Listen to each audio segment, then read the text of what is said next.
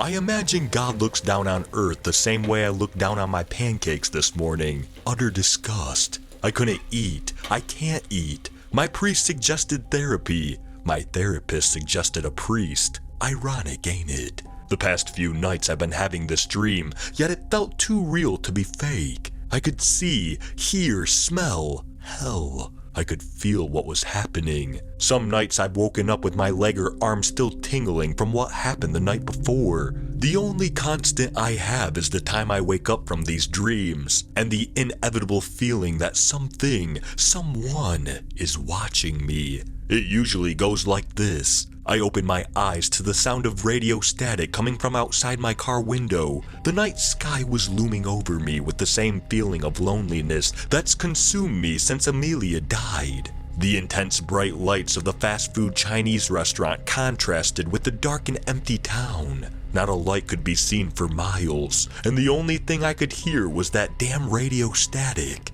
I rolled down the window and tried to order some food. "Hello?" I politely said, but there was no response, only radio static. Are you guys open?" I asked again.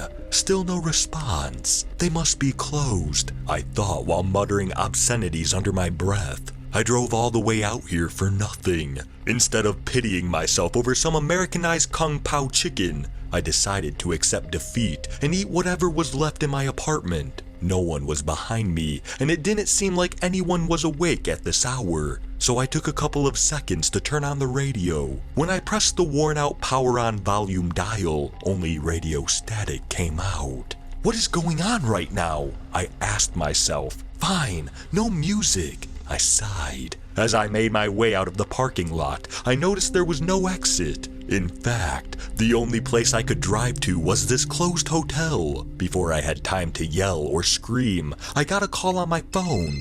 Amelia. It said in bold letters, but that's not possible. I quickly answered the phone and was ready to fight. "If this is some sick joke, I hope you know that." "John?" The soft, familiar voice of Amelia asked. Tears welled up in my eyes, and I clutched my phone like a Bible. "Sweetheart?" I responded. "How is this possible?" "Sweetie, where do you think you are?" she asked. "I'm in town. I went to grab some food, but..." "No!" she sternly stated in a much deeper voice than before. "Where do you think you are?" I look up and read the hotel sign. "Subconscious. I can't read it. It's not English," I said. "Where am I?" My voice shook with every word. My body felt cold, ice cold. Radio static surrounded my car. The looming feeling of loneliness was replaced with fear. I wasn't alone. And yet I couldn't see beyond the blackened windows and lifeless buildings in front of me. "It's okay, dear," Amelia excitedly assured me. "Sometimes God falls asleep, and an angel ends up in the wrong place." The radio static outside grew louder. "What do you mean by that?" "Hopefully someone will find you. Hopefully he'll wake up." And then I woke up. Normally this wouldn't be a big deal. Grief comes with stress, and stress brings nightmares. But every time, when I finally wake up, it's exactly 3:58 a.m. The hairs on the back of my neck are already standing at attention. One night, I swear I could feel something reaching out to me. Again, I chalk this up to normal grieving emotions manifesting themselves in a messed up manner. My subconscious was just sabotaging me. At this point, I looked forward to my dreams. Though they leave me with an unsettling pit in my stomach, it gives me a chance to hear her voice again. She speaks to me, and it feels like we're having a real conversation, even if that convo is about my future demise. Maybe nightmares weren't so bad. At least, I think they're nightmares. Last night I drifted off to sleep at 9:30 p.m.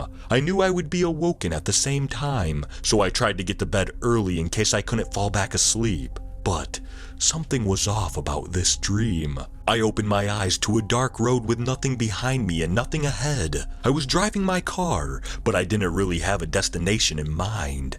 Simply, I was driving. Not a star could be seen in the night sky, and it looked as if my only comfort would be acres of corn that filled fields parallel to me. Though odd, I didn't question it. Amelia was bound to call me, and I wanted to hear her voice, but my phone didn't ring.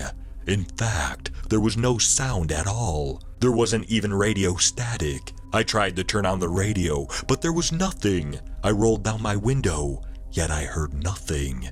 After a minute or two of searching for sound, the low gas light turned on in my car. Damn, even in dreams I don't get good gas mileage, I said to myself. As quickly as I noticed the gas, I found myself exactly where I needed to be. Up ahead, I saw the familiar bright lights of a local gas station. It only had 2 pumps and a small convenience store. There seemed to be no other cars in sight, not even the owners, but I decided to stop anyways. When I exited my car, I felt the wind brush up against my cheek like the familiar hand that reached out to me some nights ago. A chill ran across my body. I looked up from the pump and towards the cornfield in front of me. Still, there was nothing I could see. There was nothing I could hear. I could only feel the invisible eyes of something watching me.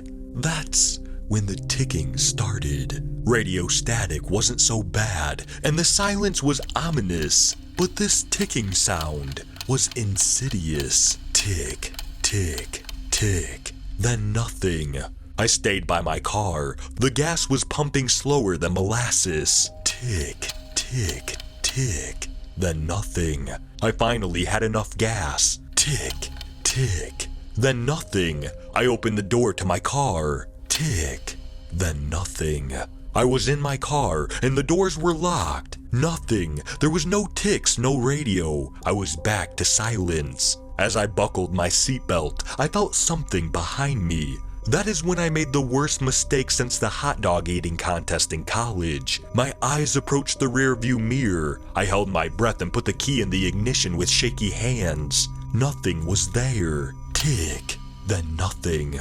When I lowered my gaze, I caught a glimpse of the creature stalking me. Eyes wide open like a man gone mad. Skin as gray as gravel, a nose bent sideways. Its smile was wide as its cheeks, and hundreds of teeth in all directions. They matched my breathing, and when it slowed down, I did too.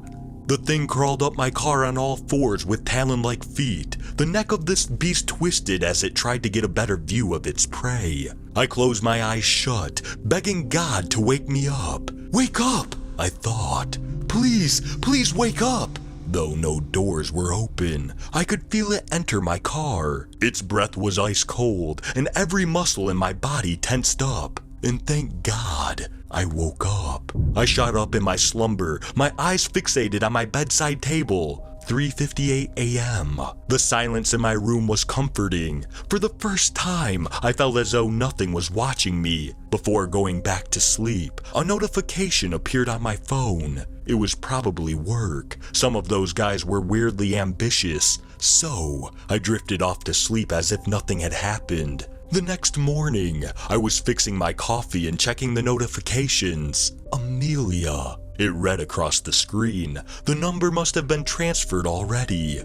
That's the only explanation. I opened up the message, expecting it to be someone who butt-dialed me. Hell, I even thought someone was playing a cruel prank on me. Whatever it was, I was ready to send something along the lines of, "Hey, this is my dead fiance's number. Please don't text me again." Yet, the message left me with more questions than answers. "He's finally awake," the message read. "He can finally see you." What the hell? I thought to myself. But before I could respond, the hairs on my neck stood up again, just like before. My breath shortened, my hands were shaking, and the air felt heavy. Tick, tick, tick, then nothing.